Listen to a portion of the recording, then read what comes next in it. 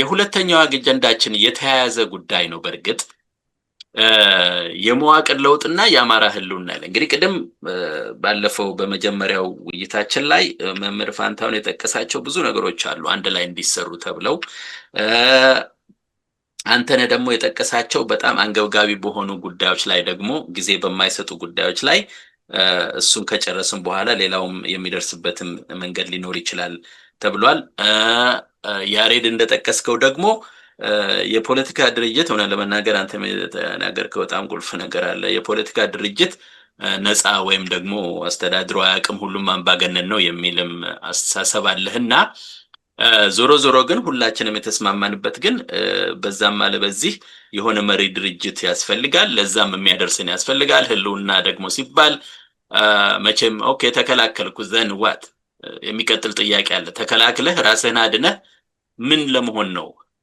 የዘለቄታ የሆነ የራስ ማዳን ኮንሰፕት ይኖራል እዚህ ላይ ወይስ እንደው በቃ ራስህን የተከላከልኩ እኖራለሁ ነው? ግን አንዳንድ ጊዜ ህልውናም ሲባል በደንብም አሚን ዲፋይን ይደረጋል፣ ግን ሰው ግን እንደሚመቸው አድርጎ ስለሚወስደው አይቼ ነው። አንዳንዱ የህልውና ትግል ነው፣ እነሱ የፖለቲካ አይደለም ቅድም እንደጠቀሳችሁት፣ ስለዚህ ፖለቲካውን እኛ እንስራላችሁ እነሱ ህልውናውን ይከላከሉ የሚሉም አሉና እንዲህ አይነት ነገር ስላለ የመዋቅር ለውጥ የአማራ ህልውና ከመዋቅር ለውጥ ጋር እንዴት እናገናኘዋለን በሚለው ላይ እስኪ አንዳንድ አስተያየት እንስጥ። ምናልባት ከማን ልጀምር? ከአንተነህ ልጀምር ወይስ አንዳችሁ መጀመር ትችላላችሁ? አንተነህ ካንተ ልጀምር ይቻላል።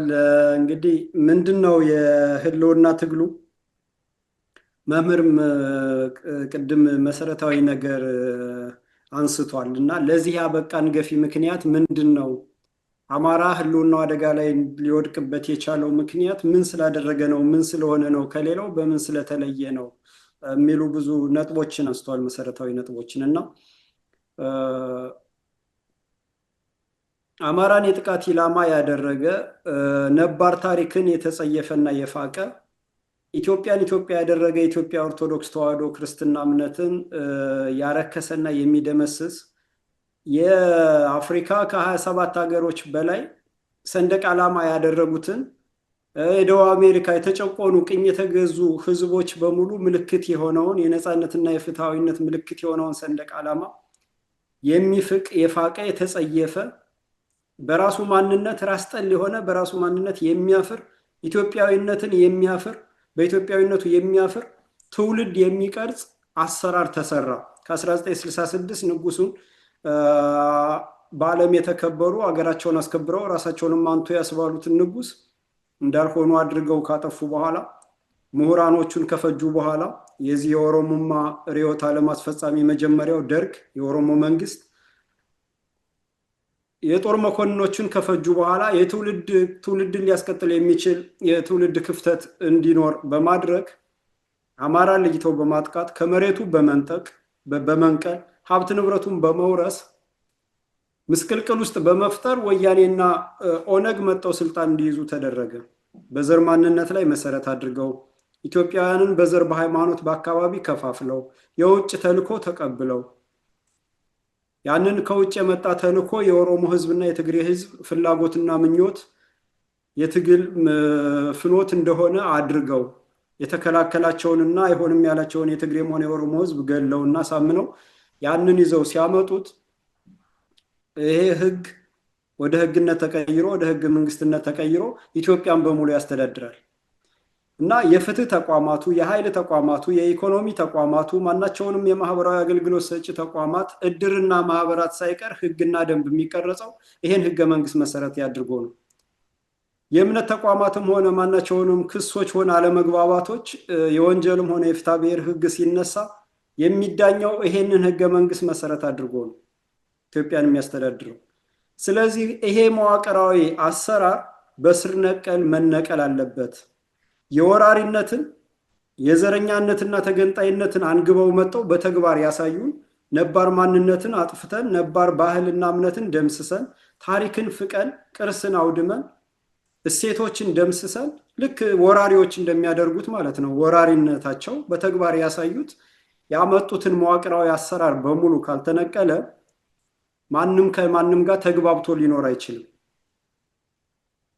መሬት አስምሮ ድንበር ከልሎ በዘር ክልል አበጅቶ የማያባራ ቀውስ ውስጥ ኢትዮጵያ እንከታታለን ያሉት የአሜሪካን ፖሊሲ ምናምን አውጪዎች ለዛ ፍጆትና ለዛ አስተዋጽኦ የሚያደርግ አሰራር ተተክሎ ሌላ እንደዚህ ነው ብንለው አሁን እነዚህ ቅጥረኛ ባንዳዎች እንደሚሉትና ከጠላቶች ጠላትና ወዳጅን መቀላቀል፣ መርህን ማጥፋት፣ አላማንና ውልን ማጥፋት፣ እነዚህ ወራሪ ተገንጣዮች የተከሉትን ዘረኝነት ማስፋፋት፣ ሰውን ከሰውነት አውጥቶ ተቧድኖ ክልል አበጅቶ አጥር ሰርቶ እርስ በርስ ለጠላትነት እንዲተያይ ለማድረግ የተሰራውን አሰራር በሙሉ መንቀል የሚቻለው መዋቅራዊ ስር ነቀል ለውጥ ሲደረግ ነው።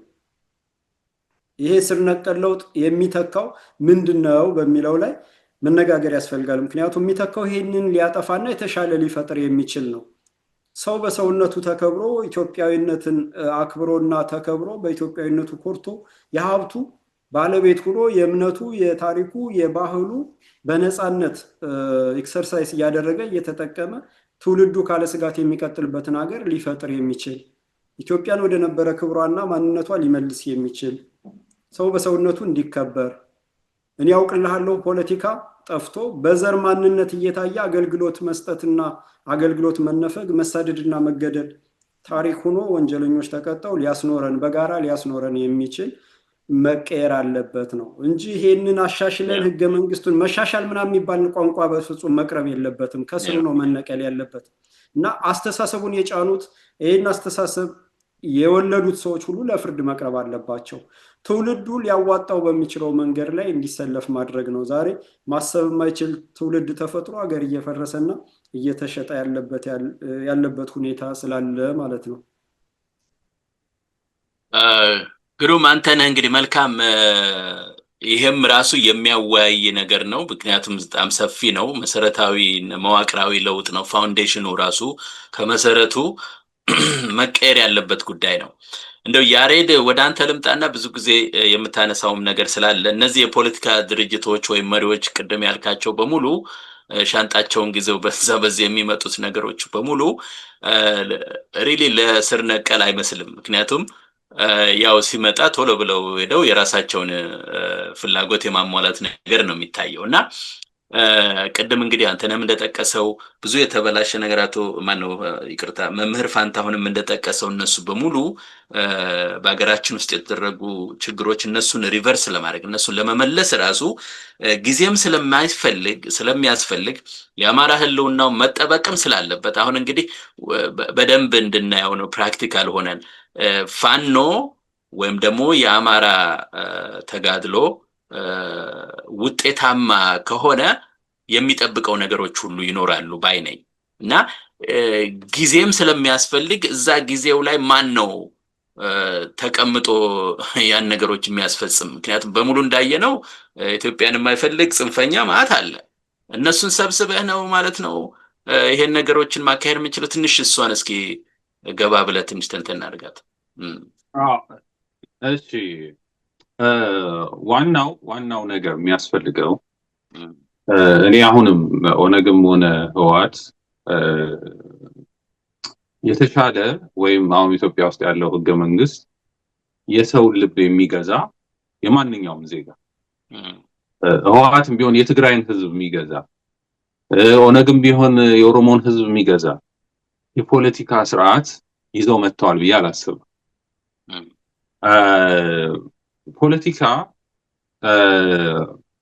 ፖለቲካ ማለት ህዝብ ነፃ ወጣ የሚባለው ወይም ፖለቲካዊ ነፃነት የሚባለው ህዝብ አገልጋዩን መምረጥ ሲችል ነው። አገልጋዩን መምረጥ ሲችል ይሄ እስካልሆነ ድረስ የፖለቲካ ነፃነት አገኘው ልንል አንችልም። ሁሉም ግን የሚመጡት የፖለቲካ ነፃነት እያሉ ወይም ነፃ እናወጣለን እያሉ ነው የሚሉት እና እነሱ ይዘው ለምንድነው ታዲያ እንደዚህ የተሳካላቸው? አንድ ሰው ሊድ ይችላል። ለምንድነው ሊቆዩ ይቻሉ? ለምንድነው ተከታይስ የሚያፈሩት? ለምንድነው የሚያገኙት ብለን እያንዳንዱን ተከታዮቹን አባላት የሚባሉትን ምንድነው ያደረጓቸው ብለን ብናይ ፕራክቲካሊ ያየነው ነገር አንደኛ መንግስቱ ሲመጣ ብቻውን አልመጡ፣ ስርዓት ይዘው ሲመጡ ይሄን ተቀበሉን ሲሉ ተጠቃሚነት ይዘው ነው የመጡ። ለምሳሌ አንድ የወረዳ ካድሬ የመሬት ባለቤት የመሸጥ የመለወጥ መብት አለ።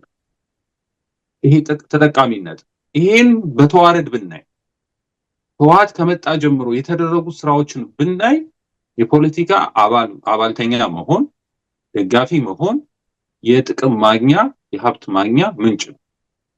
በሪዮቱ አምነው አይደለም ይሄ ድርጅት ይሄ ያደርሰናል ብሎ አይደለም እንኳን ከታች ያለው ተራ ያለው አይደለም በሚኒስቴር መስሪያ ቤት ውስጥ ያሉ ዛሬ አሁን አብይ የመጣው የለውን ራይ እውነታ በዙሪያ ያሉት ካቢኔዎች እንኳን ምንድነው ብሎ ይጠይቃቸው የሚያውቁት አይመስለኝም። ግን እያንዳንዱ የተቀመጠው እዛ ጋር ተጠቃሚ ይሆናለው። ለዚህም ነው ገንዘብ የሚያሸሹት፣ ለዚህም ነው ዘረፋ ውስጥ የሚገቡት፣ ለዚህ ነው ልጆቻቸውን በውጭ የሚያስተምሩት። ምክንያቱም አይተማመኑም በአገሪቱ። እውነት በአንድ በመንግስት መስሪያ ቤት ውስጥ ያለ ቁንጮ ቦታን የያዘ ሰው እንዴት ባለ በሚመራው መንግስት አይተማመንም? እንዴት አያምንም? እንዴት እዛ ትምህርቱን ፖሊሲውን ካመነበት ለምን ልጆቹን በዛ ያስተምራል? የጤና ፖሊሲውን ካመነበት ለምን ቤተሰቡን በዛ ያሳክማል? እና ከህዝቡም ከስርዓቱም ከሁሉም የተለዩ ነው የሚያነሷት አጀንዳ አለ። እና ይሄ ለከሌ ብዬ ነው ለምሳሌ ለኦሮሞ ብዬ ነው የታገልኩት። ኦሮሞ የሚባል እኮ ባይተሰልፍ ምንም ነገር እኮ የለም። ግለሰቡን እያሰቃየ እያሰርክ እያባረርክ እያፈናቀልክ መከራውን እያሳየ ለአንተ የምትለው ማንነት ወይ የቋንቋ ማንነት ታገልልሃለሁ የሚል ነገር የለም።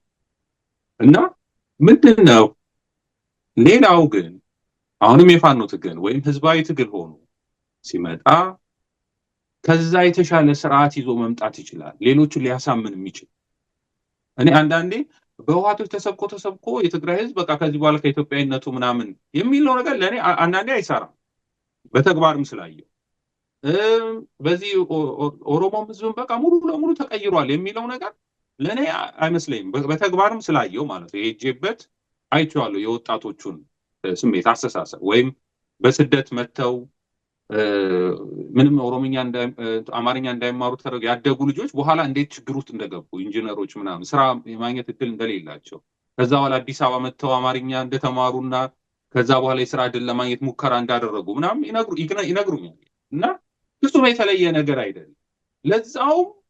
ለዛውም እየታየ ያለው ሲምፕተም ምንድነው? በዚህ በኦሮሞ ውስጥ ጽንፈኝነት የሚታየው የሚገለው የሚያርደው ከበስተጀርባው ያለው የሃይማኖት ጽንፈኝነት እናያለን። አራጁ ቦታ የት ነው? ቦታው የሚታረደው የት ነው የሚገደለው? እነዚህ ናቸው ስጋት። በዚህ ወደፊት ግልጽ ሆነን መነጋገር አለብን። እነዛ ሲምፕተሞች አሉ። አንድ ሰው ዝም ብለህ ሂድና ግደል ስለተባለ የናዚ ገዳዮች እኮ ዝም ብለው ሂዱ ግደሉ ስለተባሉ ብቻ አይደለም። ያን ነገር ሃይማኖታዊ ነገር አስይዘውታል። የጀርመን ክርስቲያኒቲ የሚለው እዚህ ጋርም ኢትዮጵያ ውስጥ እዚህ ኦነግ ምናምን አብይን ስናይ ነገሩን ወደ ሃይማኖታዊ ነገር ያስይዙትና እንዲጨክን ያደርጉታል ያን የሚገለውን አካል። ስለዚህ እኔ የተሻለ ሐሳብ፣ ፍኖት፣ አስተሳሰብ፣ የፖለቲካ ርዕዮት ይዘን ከመጣን ካሳየነው ለህዝቡ ይቀበላል የሚል እምነት አለኝ። ያ በልጦ መገኘት ያስፈልጋል። ወደኋላ ሄዶ የመጣንበት ሂደት ትክክል አይደለም። ይሄ በአንድ ግለሰብና በአንድ ድርጅት የፖለቲካ ድርጅት ሚና አለው። ሚናው የሚሆነው ሱፍና ከረባቱን አድርጎ ሐሳብ ይዞ መጥቶ በዛ ላይ መወዳደር ሲችል፣ እኔ ፖለቲካ ድርጅትም ሆኖ መሳሪያውንም ስጡኝ ፍርድ ቤቱንም ስጡኝ ብሎ ካለ ግን አደጋ አለው ነው። ያ አይደለም ሚናው። ያ በህዝብ ስር መሆን አለበት። ህዝብ መቆጣጠር አለበት። ህዝብ ከእንደዚህ አይነት ዲክታተር መሪዎች እንዳይመጡ ያን ህዝባዊ ተቋሞቹን ህዝብ መጠበቅ አለበት፣ በህዝብ ስር መሆን አለባቸው የሚል ሐሳብ አለኝ። እና የተሻለ አስተሳሰብ የተሻለ አመለካከት ይዘን ብንመጣ እነዚህ ማሸነፍ ነው። አንደኛ እነዚህ እንገነጠላለን እንሆናለን ምናምን ቢሉ መሆን አይችሉም። መንግስት መሆን እኮ አይችሉም። መንግስት መሆን የሚችል የለም በኢትዮጵያ ውስጥ። የኤርትራ መንግስትም እኮ አስገንጣይ ስለነበረ ነው ያስገነጠለ እንጂ እኮ አሁን ትግራይ መገንጠል ቢችል አይችልም። መንግስት መሆን አይችልም። እዚህ ጋር መንግስት መሆን አይችሉም። ስለዚህ መንግስቱ ነው ኮላፕስ የሚሆነውና ምናልባት እንደ ሶማሌ እንደ ሊቢያ እንሆን ይሆናል እንጂ መንግስት ሆኖ የመቀጠል በክልልነት ራሱ መንግስት ሆኖ የመቀጠል እድል አይኖራቸውም። በነገራችን ላይ አይኖራቸውም፣ ሊሆንም አይችልም። ስለዚህ ምንድነው አሁን ሊገዛን የሚችለው? ይሄን የተበታተነ ሐሳብ ይሄን የተለያየ ህዝብ ብለን የምናስበው ወይም በተለያየ ጽንፈኝነት በባጀት እየተንቀሳቀሱ ህዝቡን ጎራ ሲይዘው የሚያደርጉትን ኃይል መያዝ የምንችለው ህዝቡን መያዝ ስንችል ነው።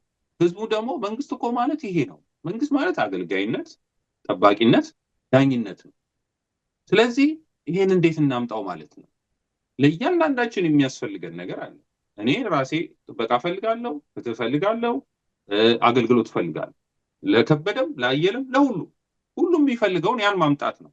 በዓለማችን ላይ ጠንካራ መንግስታት የሚባሉት በተቻለ መጠን እነዚህን ሶስቱን ስራዎች ሰፓሬት አድርገው ያስቀምጡ ናቸው። ፓወሮቹ ለየብቻ አድርገው ያደርጉ ናቸው። እነዚህ ምንድነው? ፍርድ ቤቱ ነፃ ነው። እዚህ ጋር ደግሞ ሚሊቴሪውና ጥበቃ የሚያደርገው አካል ወታደሩና ፖሊሲው ነፃ ነው። ከዛኛው ስራ አይደለም። እና አገልግሎት የሚሰጠው ደግሞ የሚኒስቴር መስሪያ ቤት ነው። ግብርናው ምኑን የሚሰጠው ደግሞ ነፃ ነው። የፖለቲካ የፖለቲካ ድርጅት ሚናዎቻቸው በዛ በአገልግሎቱ ላይ ቢመሰረት፣ በኢኮኖሚ በምን ላይ ቢመሰረት እና ይሄንንም ባይዙና ሰፓሬት የሆነ ተቋም ቢፈጠር እና ያን ለህዝቡ ብናሳየው ህዝቡ ይቀበለዋል የሚል ሀሳብ አለኝ። አብይ እኮ ኢትዮጵያ ስላለ በአንድ ግልጥ ብሎ መጥቷል። ከየት መጣ ህዝብ? 27 ዓመት ሙሉ ስንት ነገር ሲሰበክ ባንዲራ ሆኖ እንዴት ነው አዲስ አበባ የሆነው? ዓለም ላይ የሆነው ምንድን ነው? ስለዚህ እስቲል ይሄ የኢትዮጵያ ማንነቱ በዛ መዳን እንደሚችል ህዝቡ መዳኛው ያዙ እንደሆነ መገነጣጠል መፍትሄ እንደማያመጣ ያውቃል ህዝቡ። ስለዚህ የተሻለ ስርዓት ይዘን ከመጣን ከነሱ የተሻለ ነገር ማሳየት ከቻለን መፍትሄው ቀላል ይሄን ያክል ከባድ አይሆንም ብዬ ነው የማስበው። ዋናው ነገር እዚህ ጋር የምናመጣው ፍኖት እዚህ ጋር የምናመጣው ይሄን አይነት ስርዓተ መንግስት ነው ልናመጣ ነው እየታገልን ያለ ነው የሚለው ነገር ወሳኝ ነው። ሌሎች ታጋዮቹንም ለመቀነስ ጠላቶቻችንም ለመቀነስ እነሱ የሚያወሩትን ውዥንብር ለመቀነስ ቅድም እንዳልነው ደግሞ ሄዶ ተለጥፎ አይ ከህወሓት ጋር ነው። ህወሓትን የማይጠላው ህዝብ የለም። እንኳን አይደለም ራሱ የትግራይ ህዝብ የሚፈልገው አይመስለኝም። በግድ ሆኖበት የተቀመጠ ነው። እዛ ጋር ብናየው እዚህ ጋር ሆነ ግን አሁን ኑሮ የሚደግፍ ያለ አይመስለኝም። አሁን ከእንደገና እዛ ጫካ ውስጥ ያለውን መልሰን ስናመጣ የኦሮሞ ህዝብ ይፈልግ አይመስለኝም። ስለዚህ ምንድነው የራሳችን ነገር በራሳችን መሰረት ላይ ይዘን የማንመጣው መፍትሄ ጥሩ መፍትሄ የሆነውን ነገር ይዘን የማንመጣው? ያን ይዘን ከመጣን ሁሉም ህዝብ ይቀበለናል። መልካም የሆነ ስርዓተ መንግስት ይዘን እስከመጣን ድረስ ነው ምለው። እግዚአብሔር ይስጥልኝ። አመሰግናለሁኝ። ትክክል ነው። እንግዲህ ምልህ መንግስት በተቀያየረ ቁጥር ጥቅመኞች ቶሎ ቶሎ እንደሚያሰፈስፉ መቼም የታወቀ ነገር ነው። ሌላው ቀርቶ ምንም በሌለበት ይሄ የአሁኑ መሪ ሲመጣ ራሱ መደመር ሲል ቶሎ ብለው የተደመሩት የነበሩት ናቸው። እንደማስታውሰው ቶሎ ብለው በቃ ተረባርበው እዚህ በተለይ ዲሲ መጥቶ አንድ የሆነ እንቀበለዋለን ተብሎ ወዲያ ወዲህ ሲደረግ በሙሉ ካድሬዎቹ ናቸው በሙሉ የገቡት እና ይደንቀኛል እንደዛ አይነት ነገር። ያን እንግዲህ ማናመጣው ቅድም ያላችሁት ነው። እንግዲህ ነገሩ የሚጀምረው ከንጉሳችን ውድቀት በኋላ ነው እንግዲህ ብዙ ነገር የተቀየረው እና ያው እየተማረ መጥቶ ብዙ ችግር ፈጠረ። ስለዚህ አሁን ለዚህ ነው ስር ነቀል ለውጥ የሚያስፈልገው። ዝም ብሎ ይሄ ያለፈው አልፏል አይነት ነገር ከመጣ ምንም ዞሮ መፍትሄ የማይገኝ እንዳላችሁት ፍትህ አስፈላጊ ነው። እንግዲህ ስር ነቀል ለውጥ የመዋቅር ለውጥ ቀላል ነገር አይደለም።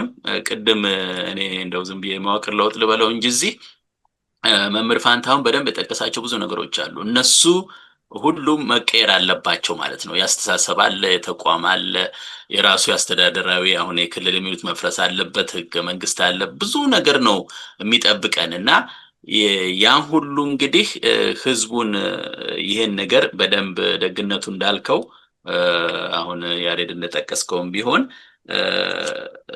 እውነት ለመናገር ያው ህዝባችን ያው የተዘጋጀ ነው ማለት እንችላለን።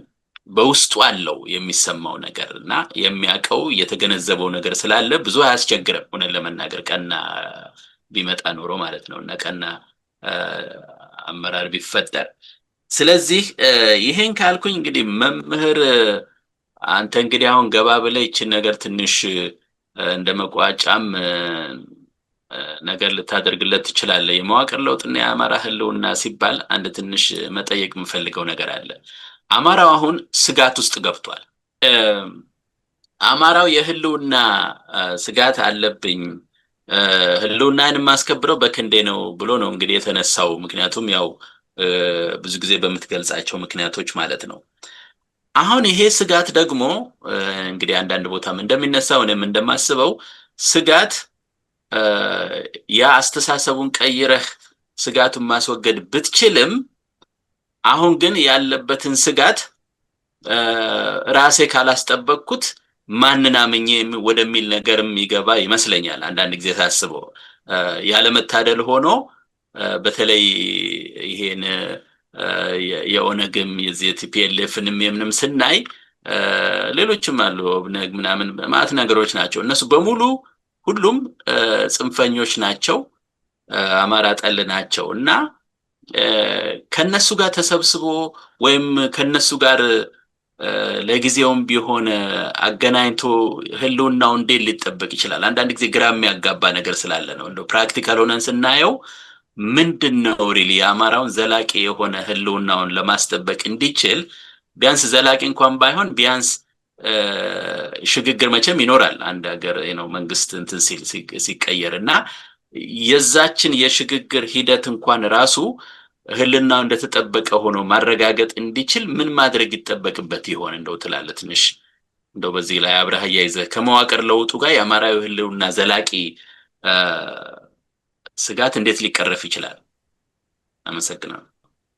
ለህልውና አደጋ ምክንያት የሆኑ አካላት መዋቅርም ፖለቲካም መንግስትም ሆነዋል።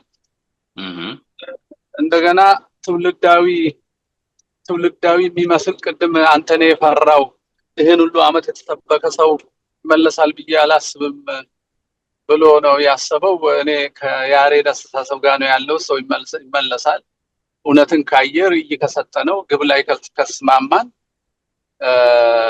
ይመለሳል ብዬ ነው የማስበው። ነገር ግን በህልውና አደጋ ላይ ያለው ሰው ጠበንጃ ይዟል፣ እየተጋደለ ነው፣ ዋጋ እየከፈለ ነው። የሚለማመጠው ሰው የለም። ተለማምጦ ቢድን ኖሮ ጠበንጃ አነሳም ነበር። ያ አልሰራ ብሎ ነው 50 ዓመት እየታረደ ለሀገር ብሎ ዝም ማለቱ ነው ያጠገባቸውና ለዚህ ያደረሳቸው እነዚህን ዘራጥፊዎች። ስለዚህ ጠበንጃ ይዞ መለማመጥ የለም። ጉልበቱን አጠናክሮ ጠላቶቹን እየተዋጋ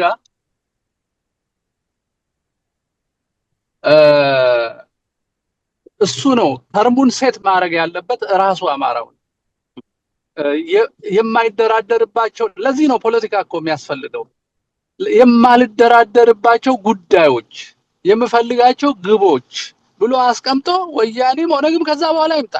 የማይደራደረውን አይደራደርም። ንስሐ መግባትና ወደ ሰውነት መመለስ የነሱ ፈንታ ነው። እዳውን ያመጡ እነሱ ናቸው እንጂ ከነሱ ጋር ሲደራደር ራሱን ህልውና ለድርድር አያቀርበውም። ስለዚህ ለኔ ኢዚ ነው። አትምጡ አይደለም፣ አትምጡ ሳይሆን በኔ ተርም ነው። በኔ ተርም ያለበለዚያ እየሞትኩ አስከብራለሁ ነው። ትግሉ እኮ እሱ ነው። ግልጽ እኮ ነው። ምንም እኮ የሚያሰቅቅ የሚያስፈራ ነገር የለውም። እየሞተ ነው። ኦልሬዲ እየተዋጋ ነው ከሞት ለመውጣት። ስለዚህ ድርድር የሚያደርገው እናንተም ንስሐ ገብታችሁ ብትመጡ፣ ፍትህ ከሰጣችሁን፣ እስካሁን የደማውን የምንክስበት ህግ ከሰራን ነው። ህግና ፍትህ አይቀርም። በዛ ተርም መደራደር ይችላል። ያ ድርድር ግን ይሄን እኔ ያስቀመጥኩትን ተርም ስትቀበሉ ነው ብሎ ጠበንጃውን እንዳጠበቀ ነው መነጋገር ያለበት ብዬ ነው የማስበው። በጣም ግሩም አድርገህ ነው በጠር ባለች ነገር ነው ጠቅለል ያረከው። እንግዲህ የምትጨምሩት ነገር ካለ እድሉን እሰጣለሁ ለአንተንም ለያሬድም። አለበለዚያ ግን ወደ ሶስተኛው ጉዳያችን ብናልፍ ምንት እንደው ያልተነሳ ጉዳይ ካለ አንተነህ እድሉን ልስጥህ። እኔ ወደ ትክክል አይሰማም አንተ።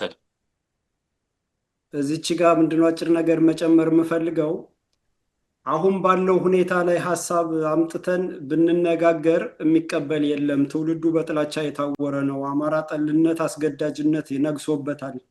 በተቋማትና በፖሊሲ ተቀርጾ በስነ ልቦናው እንዲሰርጽ ተደርጓል። ይሄንን በጉልበት የመጡትን በጉልበት አሸንፈን ነው በኋላ የሚያዋጣን የጋራ የሚያዛልቀንን ማስተማር የምንችለው የሚለው ነው እና አሁን ይሄንን አስተምረን ለውጠን አስተሳሰብ ለውጥ አምጥተን ለዳር እንበቃለን የሚለው ያዘገየናል፣ ያስመታናል፣ ያስጠፋናል። ስለዚህ ክንዳችን መጀመሪያ ያዋጣናል። የሚያድነን ክንዳችን ነው።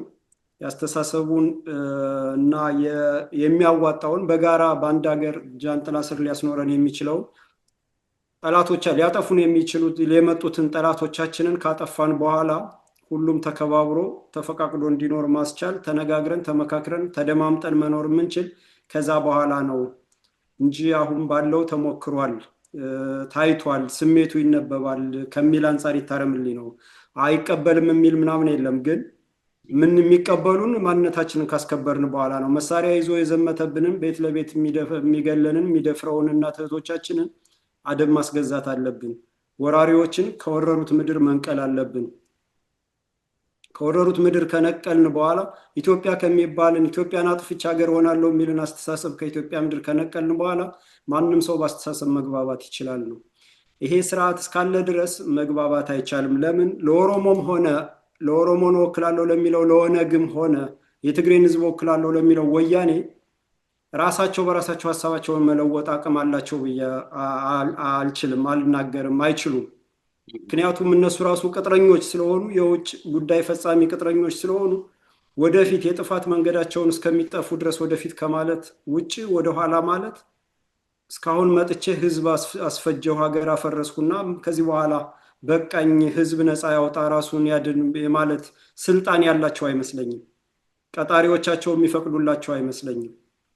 ለዛም ነው የትግሬ ህዝብ ቅድም መምህር እንደጠቀሰው በ8 ወራቱ 800 ወጣት አስፈጅቶ አሁንም ሌላ ጦርነትና ሻጥር እየሰራ የሚገኘው ወያኔ ማለት ነው። የትግሬን ህዝብ አስፈጅቶ ስለዚህ ኦነግም ቢሆን የወያኔን ዕጣ ፈንታ ነው። የኦሮሞን ህዝብ ቪዲዮ እያስቀረጸ ሰውን ሲያርድና ብልት ሲቆርጥ ሆድ ሲቀድና ቤት ዘግቶ ሲያስቃጥል እያሰራጨ በኋላ ላይ በዚህ እያንገራገረ የአጥፊዎች መደበቂያ እንዲሆን እያደረገው ያለበት ሁኔታ የተነሱለትን አጥፊ ዓላማ ካላሳኩ ማቆም ስለማይችሉ ይሄንንም በእንደው በንግግርና በማስተማር አንፈተውም። ኃይልና ጉልበት ወሳኝ ነው። ክንድ ነው የሚያድነው። ከዛ በኋላ እብሪቱ ከተነፈሰ በኋላ ከነፃው ህዝብ ጋር ከሲቪሉ ጋር ከወገን ኢትዮጵያውያን ጋር ተግባብቶ ለጋራ የሚጠቅመንን ነገር ማበጀት ይቻላል። ይሄ ለድርድር መቅረብ የለበትም ነው እና ሁላችንም አንድ ሀሳብ ላይ ነው ያለነው። የአፈጻጸምና ያገላለጽ ችግር ያለ ይመስለኛል። ይሄ በዚህ እንዲታረምልኝ ነው ዶክተር ሰለሞን። እሺ፣ አይ ነገሩም ከበድ ስለሚል አስቸጋሪ ነው የሚያደርገው። ያው ምክንያቱም ያው ትተህ ማተው ነገር አለ። በምንም ይሁን በምንም አንድ ሀገር ውስጥ ነው ያለኸው። እንደገና ደግሞ ያው ብዙ አይነት አስተሳሰብ አለ። አሁን የኛን የቸገረን ኢትዮጵያን የሚፈልግና የማይፈልግ ብለህ ወይም ደግሞ አማራውን ህዝብ የማይፈልግና የሚፈልግ አይነት ነገር እየሆነብን ነው። በጣም የተቸገር ነው። ደግሞ አማራው ማለት ደግሞ ከኢትዮጵያ ጋር የተቆራኘ ነገር ስለሆነ ለይቶ አይታይም። እና ወደ ሶስተኛውም ስመጣ እንግዲህ በዚሁ ልሻገር አለ ትንሽ። እሺ ይሄ ሽግግር የሚለው ነገር ብዙ ጊዜ ትንሽ እንትን ስለሚል ያቺ ሽግግር ፔሪድ ነው የምትባለው ነገር እና ምንድነው ቅድም ያነሳነው ነገር አማራ የፋኖ ትግል የህልውናን ትግል የማስጠበቅ ነው ሲባል ይሄ ከመንግስት ዘርፍ ውስጥ አንዱ ዘርፍ ነው።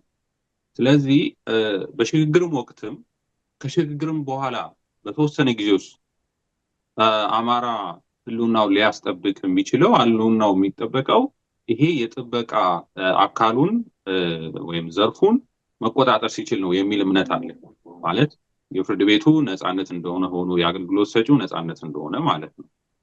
የተወሰነ ድረስ መሄድ አለበት። ምክንያቱም እነዚህ ሰዎች ያላቸው ኔጌቲቭ የሆነ አስተሳሰብ ያላቸው ሰዎች በካድሬነት የነበሩ ሰዎች አሉ። እነዚህ ተጠቃሚ ሰዎች እነዚህ ተጠቃሚዎች ጥቅማቸውን እያዩ ከሆነ ስለ ዓላማ ቢነግራቸው ማንም አይሰሙ የተሻለውን ነገር እና እነሱ ከባድ ነው ከነሱ ጋር እንትን ማለት። ምክንያቱም ጎሉ ተጠቃሚነት ነው፣ ግለኝነት ነው፣ ሌላ አይደለም። እኔ እስካሁን ባየናቸው ውጤቶች ማለት ነው። ስለዚህ እነዚህ ሰዎች ይቀይሩ አይቀይሩ ሳይሆን ያ ህዝብ ግን አለ። የኦሮሞ ህዝብ አለ፣ የትግራይ ህዝብ አለ፣ የወላይታ ህዝብ አለ፣ ህዝቦች አሉ፣ ሰዎች አሉ። ስለዚህ ነው ትግሉ ህዝባዊ ሆኖ ትግል ሆኖ ከቀጠለ ከህዝብ ጋር መነጋገር ይቻላል።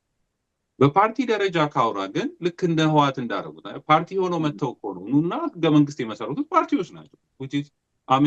ይሄ ህገወጥ ነው ለእኔ። ህገ መንግስት የሚመሰረተው ህዝብ ነው እንጂ ፓርቲ አይደለም። ፓርቲማ በዛው በተመሰረተው ህግ ላይ ተወዳድሮ ስልጣን የሚይዝ እና ከዛ በኋላ ማሻሻል ይችላል ህጎችን እንጂ ራሱ ግን በቀጥታ መጀመሪያ ህግ ሲወጣ ራሱ በቀጥታ ፓርቲው መጥቶ ከኔ ሪዮት ጋር የሚስማሙ ማንና ኦነግና ምናምን ብሎ ነው ህወሓት የመሰረተው። እንደዛ መሆን የለበትም። ህዝባዊ ትግል ሆኖ መቀጠል ካለበት መጀመሪያ የህዝብ መብቶች ራሱ ምንድን ነው? ህገ መንግስት የሚያወጣው ማን ነው? ስርዓተ መንግስትንስ እንዴት ነው የምናደርገው? ስርዓተ መንግስት እንደ ፍኖት ነው ለኔ። ስርዓት ማለት ስርዓት ነው። አንድ ነገር በዚህ መንገድ ብንሄድ የሚል ሀሳብ ነው። ህገ መንግስት ግን ራሱ ህዝቡ ወጥቶ ነው ይሄ ይሻለኛል የሚለው። የህዝቡ ተወካዮች መጥተው ነው ያን ህገ መንግስት ሊያወጡ የሚችሉ እንጂ ፓርቲ ተሰብስቦ አይደለም። ይሄን በደንብ ማወቅ ያስፈልጋል። አሁን ወደፊትም ሰው የሚያስበው ፓርቲ ጋር ሆነን ነው ሀገሩን ማስቀጠል የምንችለው የሚል ነው። እኔ እሱን ነው የማልስማሙ። ከህዝብ ጋር ግን ከኦሮሞ ህዝብ ጋር ከትግራይ ህዝብ ጋር አሁንም ለማታገል መጠቀም ይቻላል። ህገ መንግስትንም ይዞ ወደፊትም ለመሄድ ወይም ስርዓተ መንግስቱን ጋር ለመወያይ ለመስራት ህዝብ ነው ማድረግ ያለበት በቀጥታ ማለት ነው። እና ያን ነው ማድረግ መቻል። ለምሳሌ አሁን አንዳንዴ በተወሰነ ደረጃ መከላከያውን እና ደህንነቱ መጠበቅ አለበት አማራ ለህልውናው ሲል፣ ምክንያቱም ስጋት ስላለበት። የውስጥ ብቻ ስጋት አይደለም እኮ ያለው ችግሩ፣ የውጭም ስጋት አለ። እና ይህን አማራውን የሚመለከቱበት አይን ሌሎቹን ሊያስት ይችላል ብሎ እዛ ላይ ትኩረት ሊያደርግ ይችላል፣ ደህንነቱ ላይ፣ መከላከያው ላይ። በነገራችን ላይ ህወሓት መጥቶ መከላከያውን ስለያዘ ማንም የተናገረ ሰው አልነበር። ለምን ይሄን ያህል ፐርሰንት ሆኑ? ችግሩ ምንድን ነው? ህወሓት ፍርድ ቤቱንም የሚኒስቴር መስሪያ ቤት ሁሉንም ነው የተቆጣጠረ። ህዝቡ ቤት ይንቀሳቀስ ኢኮኖሚውንም ሁሉንም እንጂ አልነበረም። በኋላ ለዛው መከላከያ ሌላው ህዝብ ወደ መከላከያ ሰራዊት እንዲገባ የተደረገው ይሄ ከማነው ግብፁ ፕሬዚዳንት ላይ የመግደል ሙከራ ከተደረገ በኋላ ሶማሌ ገብተው ያን አሸባሪ ኃይል እንዋጋለን ሲሉ በጣም ብዙ ሰራዊት አለቀባቸው። ከዛ በኋላ እኛ ነን ወይ መንግስት እኛ ብቻ ነን የምንዋጋው ሌላም ህዝብ መምጣት አለበት ብለው በራሳቸው ነው ሌላው ህዝብ ተሳተፈ። ከዛ ላይ ኤርትራ ጦርነት መጣ፣ ሌላው ህዝብ እንዲሳተፍ ሆነ። እና ይሄንን ግን በየትኛውም ሀገራት ላይ የሀገሩ የሆነ ጠንካራ የሆነ ቦን የመከላከያውን እና የእንደን ስራ ይዞ ይቀጥላል። ዋናው ነገር ግን ህዝቡ የሚፈልገው አገልግሎት መስጠቱንም ፍርድ ቤቱንም ይሄንን በነፃነት ማግኘት የሚችል ከሆነ ይሄ ትልቅ እርምታ ነው እንጂ በራሱ የአማራ ህዝብም ነገሮች ሁሉ ሴኪውርድ ሲሆኑ ከዛ በኋላ ሌላውን እያሳተፈ በመከላከያዎች በደህንነቱም እያስገባ መቀጠል ይችላል። ግን አሁን የጠላቶቹ ስጋት ስላሉበት በሽግግርም ወቅትም ቢሆን ከዛም በኋላ ባሉት ጊዜያት ይሄ የደህንነቱን ነገር ወሳኝ ነው የሚል እምነት አለኝ። ዜስጥም በጣም ግልጽ አረከው። ኢት ሜክስ ሴንስ ለኔም ቢሆን ምክንያቱም ቅድምም መምህር ፋንታውን የጠቀሰው ነገር አለ፣ አንተንም ጠቅሶታል። ያው በኃይሉ ነው በክንዱ ነው ራሴን አድናለሁ ያለው። ያ የሽግግር ነገር ደግሞ ሲመጣ የግድ መቼም ካለው ነው ህዝቡም ቢሆን ሊረዳ የሚችለው እና ካለው ሲባል በኢትዮጵያ የሚያምን ሁሉ መቼም አንድ ነገር አወዳድረህ ነው የምትቀበለው። መቼም ባለ ስለሆነ የምትሰራው ይሄን የአማራን ጉዳይ በትክክል ሲመራ ቆይቶ ለድል የበቃው ክፍል ኃላፊነቱን ቢወስድ ምንም ክፋት ያለው አይመስለኝም። ምክንያቱም ሀገርም መቀጠል ሊሆን ስለሚችል ከዛ ያው እንዳላችሁት ካስተካከሉ በኋላ የፖለቲካው ነገር ደግሞ ድርጅቶች ራሳቸውን ምረጡኝ ምናምን ብሎ ሊመና። አሁን ግን ማን የመረጠው ነው ሄዶ ተሰብስቦ እመራለሁ የሚል አንዳንዴ በጣም ችግር አለና እሱ በጣም ጥሩ አድርገህ ገልጸኸዋል። ስለዚህ እንግዲህ ወደ ሶስተኛው ጉዳይ እንዳላደክማችሁ ወደ ሶስተኛው ጉዳይ አጠር አድርገን በጣም የተያያዘ ነው የመዋቅር ለውጥና የኢትዮጵያ ጉዳይ አብረን እንድናየው ያው ጠቃቅሰነዋል። እንግዲህ የአማራ ተጋድሎ አለ፣ የአማራን ጉዳይ የሚያስተናግድ ለህልውና የሚታገል አለ። ያ ደግሞ አማራን ነው የሚያድነው። አማራን አዳነ ሲባል ደግሞ ኢትዮጵያን አዳነ ነው። ያው ዞሮ ዞሮ የሚለያይ ነገር የለውም። እንደውም አንድ መድረክ ላይ ከዶክተር ተስፋዬ ጋር ስንነጋገር እሱ በአንድ ነገር ገልጾት ነበረ። አማራም ኢትዮጵያም አንድም ሁለትም ናቸው ብሎ በጣም ጥሩ ከሃይማኖት ጋር የተገናኘ ከኦርቶዶክስ እምነት ጋር አንድም ሶስት የምንለውን እምነት በተለያየ መንገድ ሲገልጽ ለኔ ሳበኝ ነገሩና አንድም ሁለትም ናቸው በእርግጥም ያስብላል። ምክንያቱም እስካሁን ባለው እንቅስቃሴ ኢትዮጵያን የሚቀበል የአማራው የህልውና ትግል ብቻ ይመስለኛል። እኔ ሌላ ካለ እንግዲህ ንገሩኝ። ሌሎቹ ኢቭን እዚህ ተሰብስበው አንዳንዶቹ እኮ የዚህ የዲሞክራሲ የምን ነገር ሲያወሩ ራሱ የኢትዮጵያንም ነገር የማይቀበሉ አሉ እኮ በጣም በሚገርም ሁኔታ። እና ስለዚህ ከዛ አንፃር እንየውና ይህ የመዋቅር ለውጡ እንግዲህ አሁን ኢትዮጵያ ያለችበት ሁኔታ አለ። ለኢትዮጵያስ ያለው ጠቀሜታ ምንድን ነው? እንግዲህ የኢትዮጵያን ሁኔታ የምታውቁት ነው። ለአድማጭ ተመልካቾቻችን ትንሽ እንደ ማስታወሻ አድርጋችሁ ከዛ በኋላ ከመዋቅር ለውጡ ጋር የኢትዮጵያን ከማዳን አንጻር ያለውን ጠቀስ አድርጋችሁ እንደው ባጭሩ ካንተነህ ጀምራለሁ፣ ያሬድ ትቀጥልና መጨረሻ ላይ መምህር ፋንታሁን አጠቃሎ የዛሬውን ነገር ብንጨርስ ምን ይመስላችኋል? እስኪ አንተነህ ካንተ ልጀምር። የመዋቅር ለውጡን ከኢትዮጵያ ጋር ያለው ጠቀሜታ እና አሁን ኢትዮጵያ ያለች በቀጠናው አለ የምኑ አለ ብዙ ነገር ውስጥ ነው ያለችው ኢትዮጵያ ውስጥና እሱም ብያለሁ። በጣም ጥሩ። ምንድነው ኢትዮጵያ እንግዲህ ከውስጧ ያለው ህዝብ ነው ኢትዮጵያን ኢትዮጵያ የሚያስብላት እና በውስጧ ማንኛውም ሀገር እኔ የምኖርበት ሀገር እስራኤልም ሆነ እናንተ የምትኖሩበት ሀገር አሜሪካ፣ ማንኛውም ሀገር በዓለም ላይ ያለ ሀገሩ ሀገር እንዲሆን በራሱ ማንነት ላይ እንዲቆም የባህል፣ የኢኮኖሚ፣ የፖለቲካና የዳር ድንበር ሉዓላዊነቱ እንዲከበር ከወራሪዎች፣ ከአጥፊዎች፣ ከተንኳሾች ተከብሮ እንዲቀጥል ሊሞትለት፣ ሊዋደቅለት፣ ሊጠብቀው የሚገባ ህዝብ አለ እና ይሄ መሰረታዊ ነው እና አንድ ሀገር እንደ ሀገር ሆኖ በልጽጎ አድጎ ስመ ጥር እንዲሆን የተከበረ የታፈረ እንዲሆን በመልካም ነገር እንዲገለጽ ሊሞትለት ለዛ ሊያበቃው የሚገባ ህዝብ አለ። ያንን ሀገር ውስጥ የሚኖረውን ህዝብ አስተባብሮ በአንድነት በመልካምነት በመከባበር በስብዕና በፍትሃዊነት ጠብቆ የሚያስኬድ ህዝብ መኖር አለበት። ስለዚህ ወደኛ ስንመጣ ኢትዮጵያን ኢትዮጵያ ያስባላት አማራ ነው። ኢትዮጵያን ዳር ድንበሯን አስከብሮ እንግዲህ ታሪክ ያነበብነው ነው። በሁለተኛው የጣሊያን ወረራ ወቅት አልቤርቶ ሳባኪ የሚባል ሰው ኢትዮጵያ አንደር ሙሶሎኒ በሚለው መጽሐፉ ስር 94% አርበኞች አማራዎች ነበሩ፣ ከሞተው ደግሞ 98% በላይ አማራው ነው። ስለዚህ 94% በአርበኝነት ተሳተፈ ማለት ኢትዮጵያ ኢትዮጵያ ሆና እንድትቀጥል ያበቃት ነው። ሌላውንም አስተባብሮ፣ ሌላው የለም ማለት አይቻልም፣ አለ አስተባብሮ ነው እና ይሄንን ባለበት ሁኔታ ላይ የአማራ ህልውና ማለት የኢትዮጵያውያን ህልውና ነው። የአማራ ህልውና ቀጠለ ማለት ኢትዮጵያ እንደ ሀገር ቀጠለች ማለት መሆኑ ማንም ሰው የሚስተው አይመስለኝም። ምክንያቱም አሁን በኢትዮጵያ ፖለቲካ ውስጥ ጎልተው የወጡትና የሚታዩት 86 ብሔር ውስጥ በእነሱ ቋንቋ ከ86 ነገድ ውስጥ ማንነት ውስጥ አማራ፣ ትግሬና ኦሮሞ ነው። እንግዲህ አማራ 86 የሚባለው ብሔር ዛሬ ላይ እንዲኖር ያበቃው አማራ ነው። ባህሉም እምነቱም ባለው ሁኔታ ማንነቱ ተከብሮ ከቅኝ ግዛት ራሱን ጠብቆ ባህሉ እምነቱ ሳይደመሰስ ቋንቋውን ጠብቆ እስካሁን ያቆየው።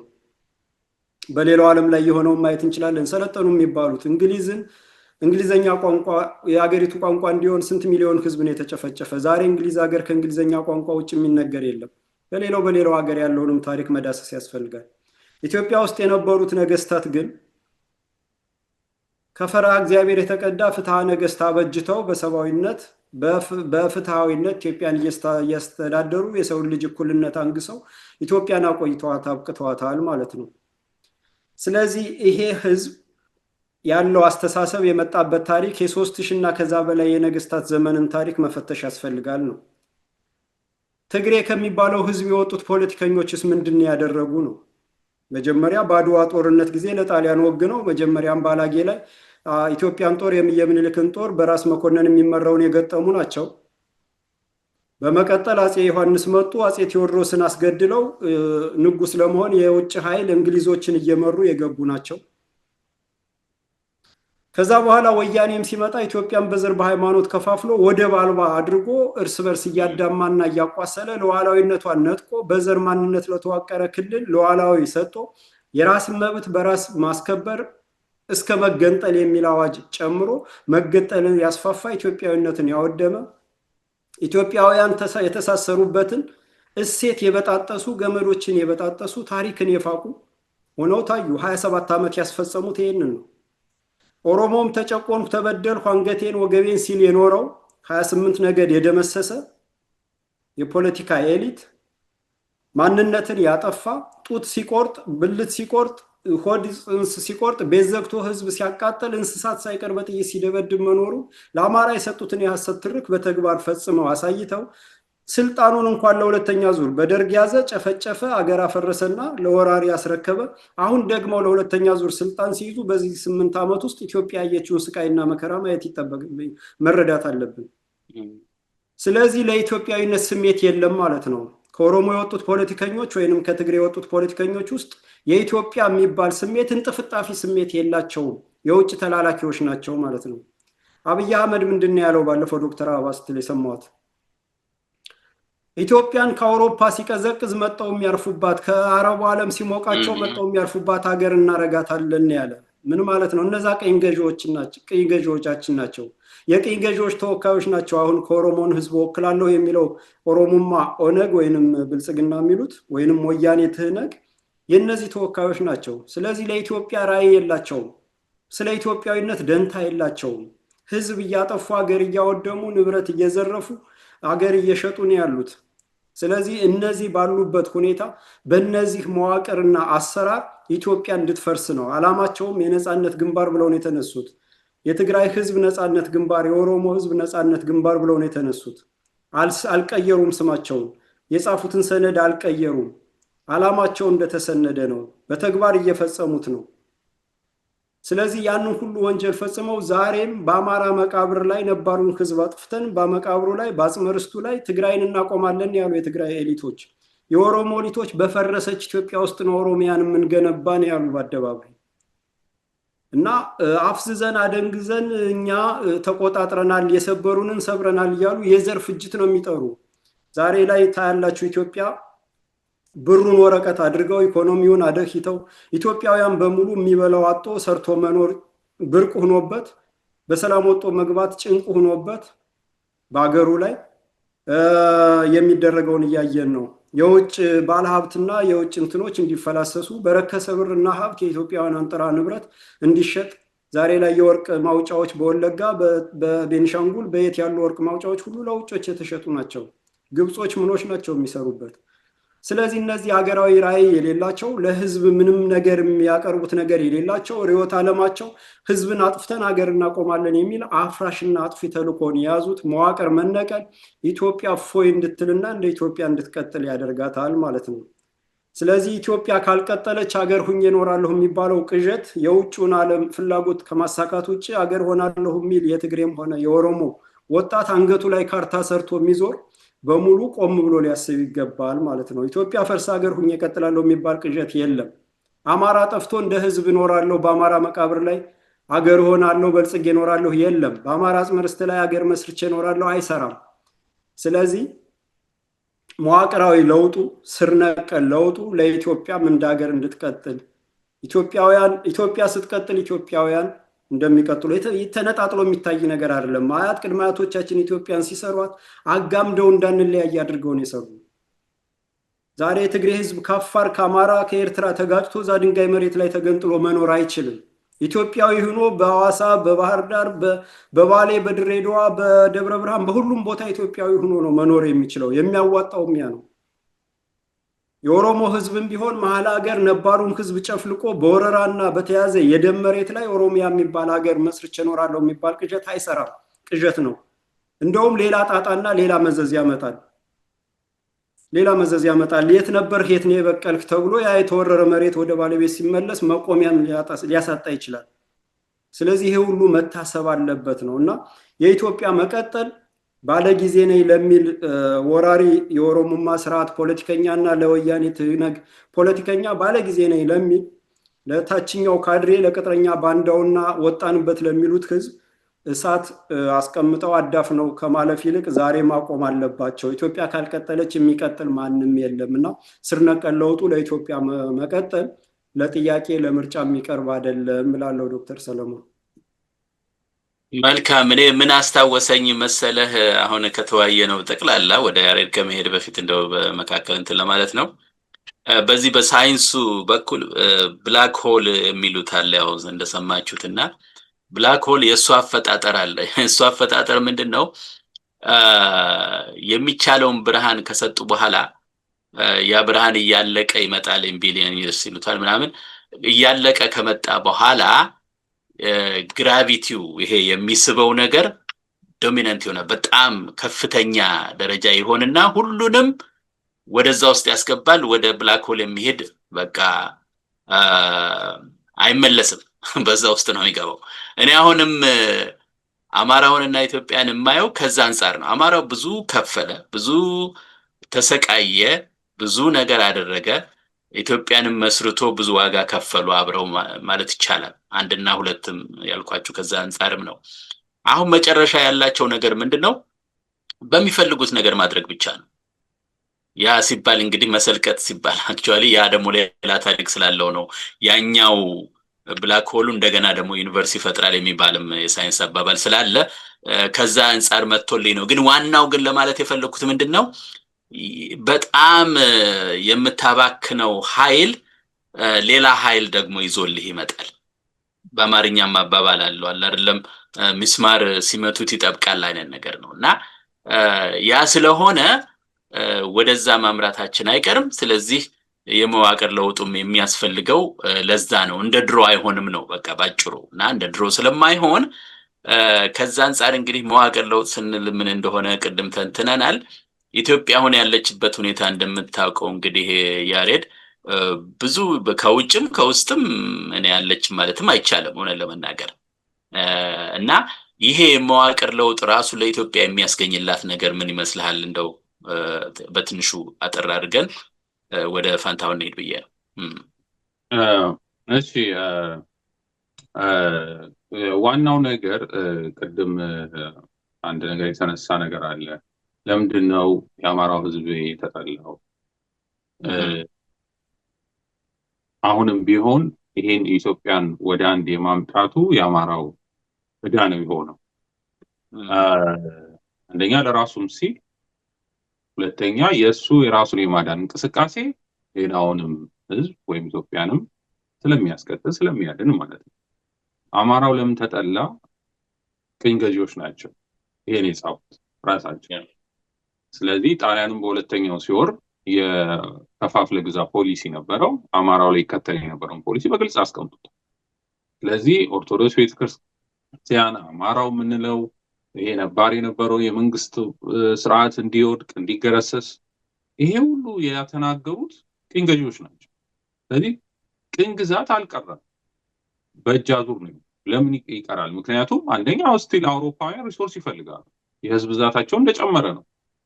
ሌሎች የውጭ ጉዳይ ፖሊሲ ብለው የጻፉት እነ ኪሲንጀር ምናምን ላይ ስናይ እስካሁንም በዓለም ላይ ያለው ስጋት በአፍሪካ ውስጥ በተለይ ያለው የፖፑሌሽን ስጋት ሁሉ እንደሚሰጉ ስጋት እንዳላቸው የሪሶርስ ጉዳይ አለ አሁንም። ስለዚህ አሁን ያለው ምናልባት እንደ ድሮ የጉልበት ሰራተኛ ላይፈልጉ ይችላሉ፣ ግን የሙያ ሙያተኞችን እየወሰዱ ነው፣ ሪሶርስን በርካሽ እየወሰዱ ነው እና ይሄ እንዲቀጥል ነው የሚፈልጉት የሰርቫይቫል ጉዳይ ስለሆነ ማለት ነው። ስለዚህ አማራው ታርጌት የተደረገበት ይሄ ነው። ኦርቶዶክስ ቤተክርስቲያንም ታርጌት የተደረጉበት ይሄ ነው። ስለዚህ እኔ ለዛውም ይሄን ነገር ሪቨርስ ማድረግ አለብን የሚል ሀሳብ አለኝ። ሪቨርስ ማድረግ አለብኝ። ለምንድን ነው ይሄ ህዝብ የተጠላው? ምን እሴት ስላለው ነው? ምን ነገር ስላለው ነው? እንዴት ይሄን እሴቱን ራሱ ሰርቫይቭ ሆኖ ሊቆይ እንደይቻል። ለምሳሌ አማራ ስንል አማራ ነገድ አለ፣ አማራ ቋንቋ አለ፣ አማራ እሴት አለ፣ አማራ ሃይማኖትም አለ። በሃይማኖቱም አማራ ተብሏል። እንግዲህ በታሪክ ስናይ እነዚህ ነገሮች እናገኛለን። ለምንድን ነው የተጠላው ብሎ ማየት፣ ኦርቶዶክስ ቤተክርስቲያን ለምንድን ነው የተጠላችው ብሎ በቅኝ ገዢዎች ለምን ተመረጠች የሚለውን ማየት ያስፈልጋል። ስለዚህ ሌሎች ውስጥ ደግሞ ከእንደገና እንዴት ይሄ ማንነታቸውን አጡ? አልነበሩም ወይ? ለዘመናት ለሺህ ዓመት ታሪክ ከነበረ አብረን አልኖርንም ወይ? ኖረናል። ይሄ እሴት አልነበራቸው ነበር። ዛሬ አዲስ የሆኑ የወራሪዎች በትግራይ በኩል የመጣው የቅኝ ገዢዎች ፍላጎት ነው። ዝም ብለው ተንደርድሮ አልመጡም። ጣሊያኖች፣ እንግሊዞች ዝም ብለው ተንደርድሮ አልመጡም። ብዙ የፕሮፓጋንዳ ስራ ሰርተዋል። ሚሽነሪዎቻቸውን አስገብተው በጣም ብዙ ነገር ተሰርቷል እና ከእያንዳንዱ ለዛም አሁን ያሉት ራሱ የፖለቲካ ፓርቲዎች ህወሓትን ምናምን ወይም የሻዕቢያን ስንል ከበስተጀርባ ያሉት ሰዎችን ስናይ በጣም የሚገርም ውጤት ነው የምናገኘው ማን እንደሆኑ። እዚህ ጋር ኦነጋዊም ስናይ ይሄ ከኢትዮጵያዊነት የግራኝ መሐመድ ወረራ መምጣት ምን ኢንፍሉዌንስ ተጽዕኖ አምጥቷል? ከዛ ጋር ተያይዞ በፖለቲካ ውስጥ ለምሳሌ አይኤፍኤልኦን ኦነግን ስናይ ለምንድን ነው እንደዛ የሆነው? 16ኛው ክፍለ ዘመን የነበረው ነገር ተጽዕኖ አሳድሯል። እነ አፄ ሚኒሊክ እነ ከሳቸው አያት ራሱ አፄ ማን ነው ሳህለ ስላሴ የሚሉት እኮ ይሄ ህዝብ እኮ በግድ ነው ማንነቱን ያጣው። እንዲህ ለምንድን ነው የምንዋጋው? አሁን ሸዋን እንዴት እንደመሰረቱት ስናይ ለምንድን ነው የምንዋጋው? ሁል ጊዜ እስቲ ቁጭ እንበል እንነጋገር።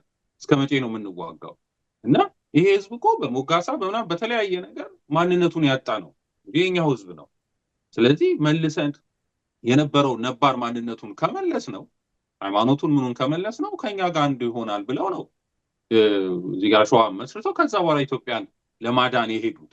ስለዚህ ዝም ብሎ የከረረ ነገር ድሮ እዛ ጋር በ16ኛው እንደዛ ይቀጠለ አይደለም። ሌሎች ህዝቦችም ቅድም እንደተባለው ዶሚኔት እየተደረጉ ማንነታቸውን እያጡ ነው ከዚህ ከኢትዮጵያ ከምንለው እስላም ወይም ሪዮት ፍልስፍና የወጡት። ይህን ደግሞ በአዋጅም በግልጽም እና አፄ ሚኒሊክም ይሄን ነገር ተናግረዋል። በግራኝ መሐመድና እንደዚህ ሆነ ማንነትን አታል፣ ስለዚህ ወደ ራስ ማንነት ተመለስ፣ ይሄ ነው እሴትህ ብለው እስከ መናገር ድረስ አለ እና ምንድነው እዛ ጋር አማራው ላይ ኮንሰንትሬት ያደረጉት ይሄ እሴትን ይዞ ስላቆየ ነው።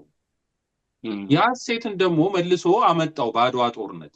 ሌሎችም ተካፈሉት፣ እነ ጎበና ተካፈሉት፣ እነ ደጃች ባልቻ ተካፈሉት፣ እነ አሉላ ተካፈሉት። አሁን እኮ እነዚህ ሰዎች ነው ጭምር ነው ጠላት ሆኖ የተወሰዱ አይደለ? አሁን ጎበና እየተባለ ይሄ ጎበና ዘር እየተባለ ሸዋው ኦርቶዶክሱ አሁንም እየተገደለ እንደሆነ እናያለን። ለምንድን ነው ይሄ የሚደረገው?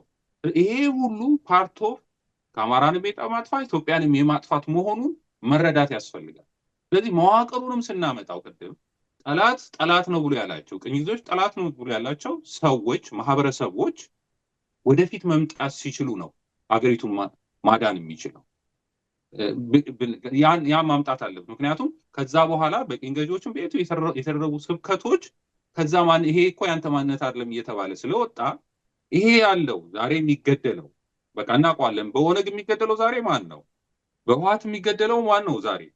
ለምንድን ነው አሪፍ ውስጥ የሚገደለው? ያን ህብረተሰብ ውስጡ የሆነ ነገር ስላለው ነው እየጠፋ ያለው እየተገደለ ያለው የሚለው ይሄ ኦርቶዶክሳዊና አማራው ላይ ስራ ቢሰራ ወይም ይሄ ኃይል መልሶ ነገሮችን የማስተካከል ነገር ሊኖረው ይችላል። ይሄ በማንኛውም ሀገር ቅድም ትናስ ስላነሳው በማንኛውም ሀገር የሆነ ሀገር መስራቾች ተብለው ጠንካራ የሆነው ነገር ያሉ ሰዎች እነዚህ ሰዎች እየተገፉ ከመጡ የቺ ሀገር ትጠፋለች።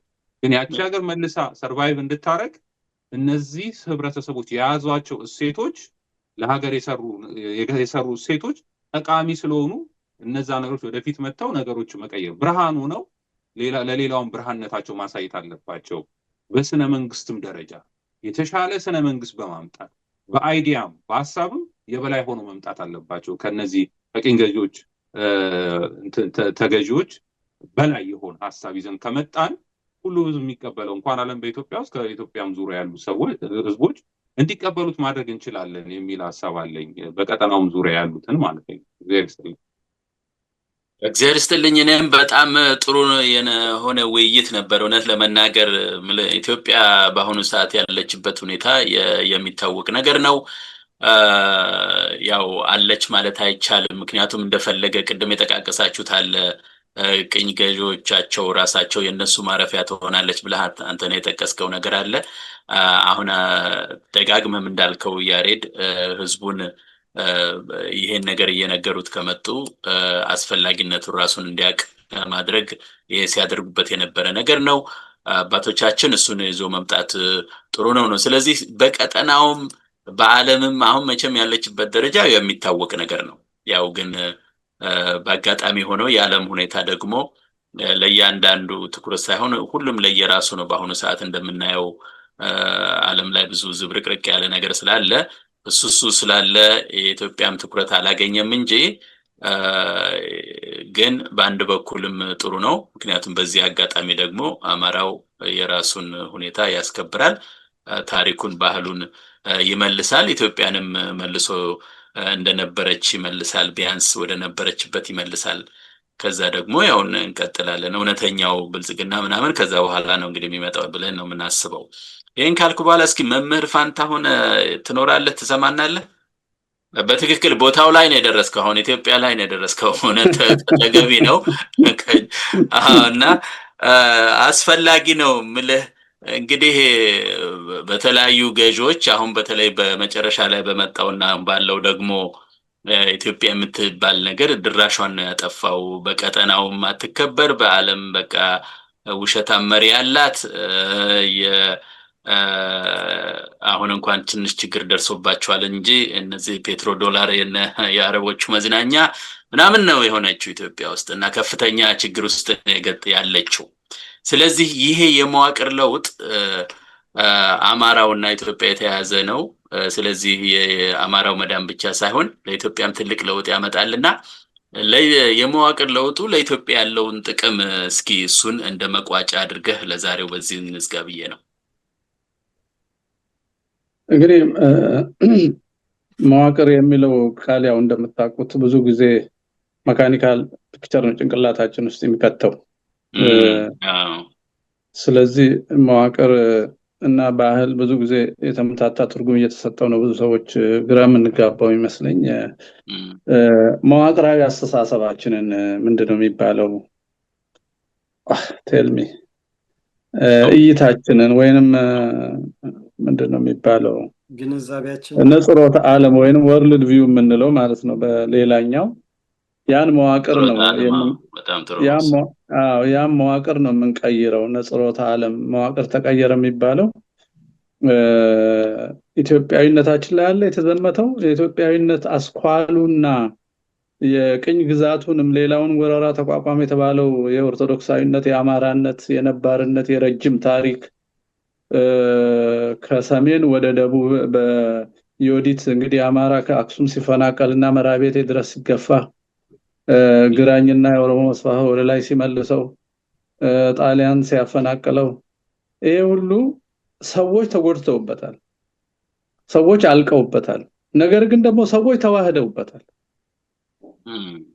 አሉታዊ ሴትም ወርሰዋል፣ አዎንታዊ የሆነውም ነገር ሴት ተካፍለዋል፣ ተደባልቀዋል። ይሄንን በዩኒቨርሲቲ ውስጥ ወይንም በአንድ ተመራማሪ ዲፋይን አድርገን ዲፋይንድ አስ ብለን በወረቀት ማንጽፈው በህዝብ ኑሮና ህይወት ውስጥ እንደ ጅረት እየተላለፈ እያደገ እየተገበረ ገባር እያገኘ የሴት ገባሮች እየገቡበት የመጣ ያ ጠንካራ ማንነታችን ጎልቶ የታየው በዚህ በተደጋጋሚ በተመታው ህዝብ አማራ በተባለው በተመታው ህዝብ ኦርቶዶክሳዊ እሴቱ እስላም ከሆነ ረጅም ጊዜ ከኦርቶዶክሳዊ ጋራ መኖሩ ያ የተመታ የተጎዳ ግን ለነጻነትና ለእውነት ብሎ የኖረ ህዝብ ላይ ቀረ፣ ምልክቱ ቀረ። እሱ ምልክት የዛሬ 100 ዓመት በአድዋ መገለጹ ዓለምን ሁሉ ባሪያ አድርገው ዓለምን ባርነቱን ተቀብሎ የኖረላ የገበረላቸው ነጮችን አናደደ። ለምን? ከላቲን አሜሪካ እስከ አውስትራሊያ ጃፓንን ሳይቀር ኤዥያን ሳይቀር ቀሰቀሰ። ጃፓኖች እኮ ሲዋጉ ላይክ ኢትዮጵያ፣ ቪየትናሞች ላይክ ኢትዮጵያ እኮ ነው የሚሉት። መጽሐፍ ሁሉ አላቸው ጃፓኖች ኢትዮጵያን የሚጠቅሱበት ለነጻነታቸው። ይሄ ቂም ሲቋጠር ኢትዮጵያ በመትል አጠቃላይ ሀገር ላይ ብቻ ሳይሆን ኮሩ ምንድነው ተብሎ ተፈልጎ ነው ቅድም ያሬድ እንዳለው አማራና ኦርቶዶክስ ላይ ተዘመተ። መዋቅራዊ ለውጥ ሲባል ይሄን ሐሳብ መልሶ ማምጣት ነው ማለት ነው። ይሄን ከጀነራል ዊንጌት ከተፈሪ መኮንንና ከአዲስ አበባ ዩኒቨርሲቲ እየወጣ የባዕዳን የአእምሮ ባሪያ የሆነው ሊሂቅ ያመጣብንን በሽታና መዋቅር ያደረገውን ስንቀይር ሐሳብ ሁሉ ነው የምንቀይረው። ሐሳብ ለመቀየር ደግሞ የትምህርት ስርዓቱ፣ ፖሊሲው፣ ሚዲያው፣ ሀብቱ ሁሉ ነገር ሊኖር ይገባል። ያ የሚኖር ደግሞ ስልጣን ስትይዝ ነው። ስልጣን ይዘህ ለመቀየር ደግሞ ስልጣን ሌጂቲሜት እና ዘለቄታዊ ሆነ እየተዋጋህ ልትቀጥል አትችልም። በሲቪል ወር ውስጥ ልትቀጥል አትችልም። በሲቪል ወር ውስጥ ለውጥ አታመጣም። አሁንም ሰርቫይቫሉ ይቀጥላል ማለት ነው። ሀገር ነው የምታፈርሰው። በቃ ስብሰባ ጠርተው እንደ ጎዝላቪያ ምናምን ይበትነዋል። ኦሬዲ 50 ዓመት የተዘጋጀ ህገ መንግስት አለ፣ የትግራይ ክልል አለ፣ የአማራ ክልል አለ፣ በቃ ይበትነዋል። ሉክ መዋቅራዊ ለውጥ ለማምጣትም ከአሁኑ ጀምረን ነው ሰው መሰብሰብ ያለብን። አይ ቲንክ ያንተነ አገላለጽ ፓርቲና ህዝብ ደባልቀን ከመግለጽ መጠንቀቅ ያለብን ይመስለኛል። ትውልድ ሙሉ በሙሉ አይሾቅም። በነገራችን ላይ መናገሪያ ያጣል። በሆድ ተገዝቶ በጊዜያዊ ጥቅም ገዳይ ይሆናል እንጂ ትውልድ እንዳለ አውሬ አይሆንም። ሰው አውሬ አይሆንም በመሰረቱ።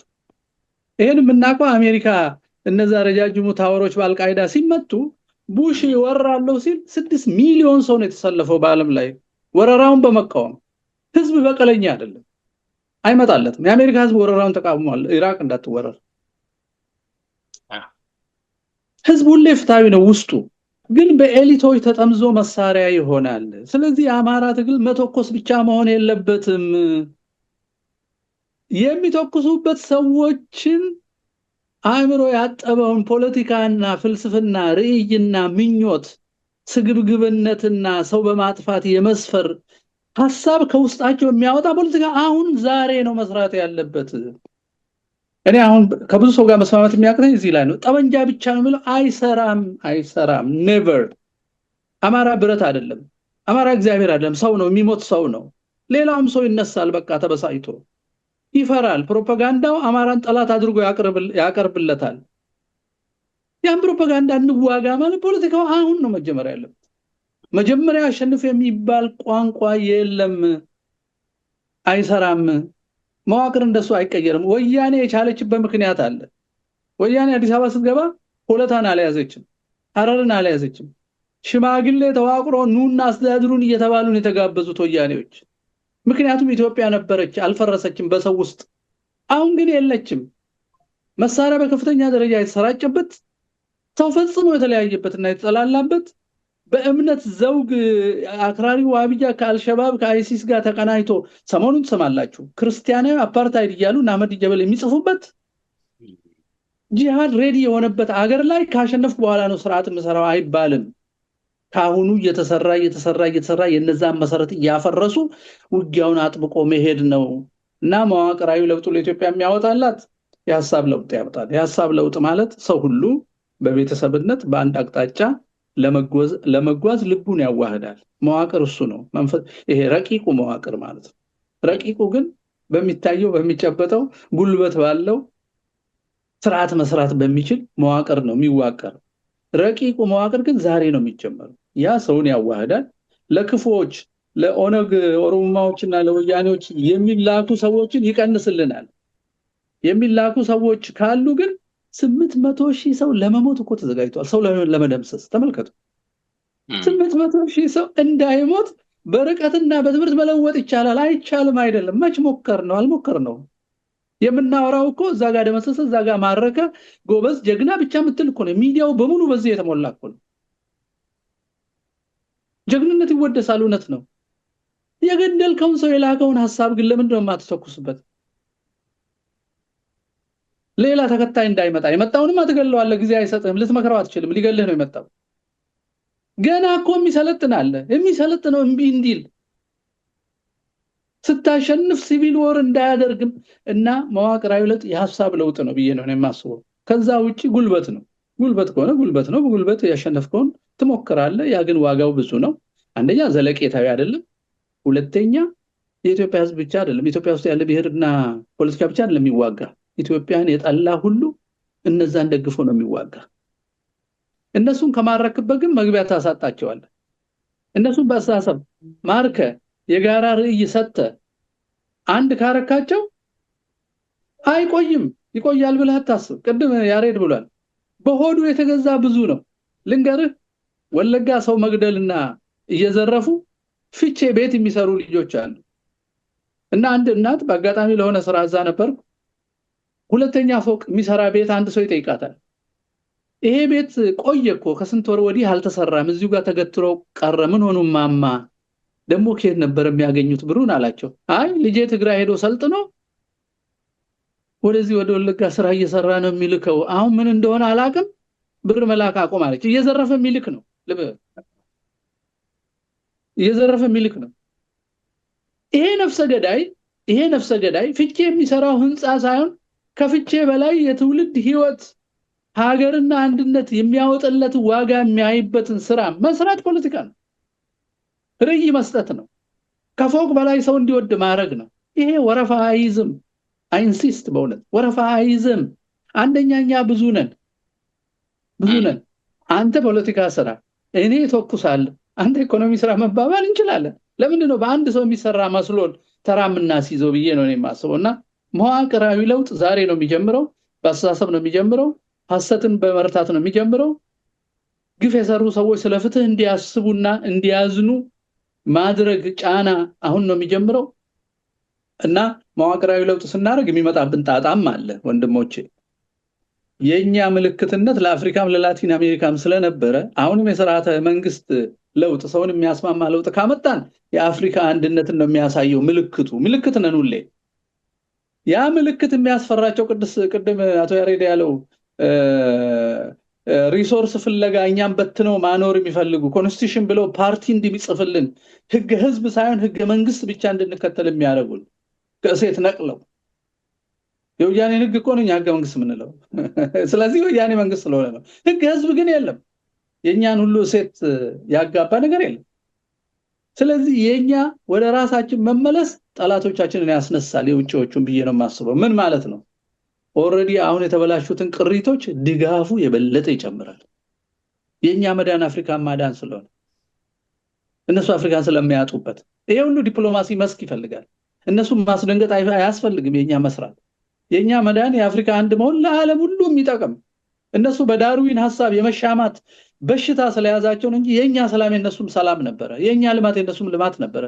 መጥቶ መኖር እኮ ይችላሉ በወረራ ሳይሆን በቤተሰብነት። እኛም ሄደን ተሰደን እንደምንኖረው ምንድነው ጉዳዩ? ግን አጥፍተን እንኑር የሚለውን በሽታቸው ነው የምናስለቅቃቸው። ከባድ ነው።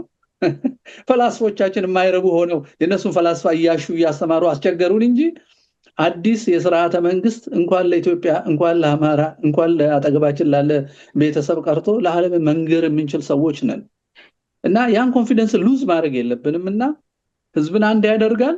የውጭ ጠላት ግን ያጠናክርብናል። እሱ ስራ ይፈልጋል ብዬ አስባለሁ። አፍሪካኖች ደግሞ ሰልችቷቸዋል። ዩኒፖላር ዓለም እየቀረ ነው። መልቲፖላር እየተፈጠረ ነው። ብሪክስ እየመጣ ነው። የዶላር ዶሚናንስ እየደከመ ነው። ይሄ ደግሞ መተንፈሻ ይሰጠናል። በእሴታችን የመኖር መብቶቻችን የማይሸረሸሩበት ሁኔታ ይፈጠራል። የምዕራባውያን አድራጊ ፈጣሪነት ይቀንሳል። አሁን የቀረን እነዚህ አይሲሶች ምናምን ሀገራችን ውስጥ እንደ አረብ መብቀላቸው ነው። እሱን ደግሞ ነባሩን እስላም ርዕዩን አሳይቶ ይሄንን አጥፊ እነሱንም እንደሚያጠፋ አሳይቶ በአንድነት ይሄን መስራት ነው እና መዋቅራዊ ለውጥ የሰላም የስምምነት ከሞት ወዲህ በውይይት የመኖርን መንገድ ስለሚከፍት ያለ መክፈት ግን ታንክና ባንክ እጅ ማድረግ ስለሚፈልግ ተኳሾቻችን መበርታት ሲበረቱ ግን በድንግዝግዝ በሬሳ ላይ ብቻ ሳይሆን በአእምሮ ላይ የሚመሰረት ስርዓት ማሰብ አለባቸው ብዬ አስባለሁ። እኔ ጌታዬ ግሩም የሆነ መደምደሚያ ነው። እውነት ለመናገር ይሄ ለብዙ ነገር የሚያነሳሳ ነው። እንደው አድማጭ ተመልካቾችም ይሄን ነገር እንደገና ደጋግበው ቢሰሙት ጥሩ ነው። በተለይ መጨረሻ ላይ የሰጠኸው ጉዳይ ቀላል ጉዳይ አይደለም። አእምሮ ላይ መስራት ሁሉም ከሀሳብ ነው የሚጀምረው፣ ከቃል ነው የሚጀምረው። ስለዚህ ያ በትክክል ነው፣ እውነት ነው። መዋቅር ሲባል ደግሞ እኛ ያው የሚታየን ሌላ ነውና ግን ትክክል ነው። ምንድነው እንግዲህ በመቋጫችን ሊሆን የሚገባው ነገር ሰው በያለበት ሊሰራ የሚችለው ነገር ብዙ አለ።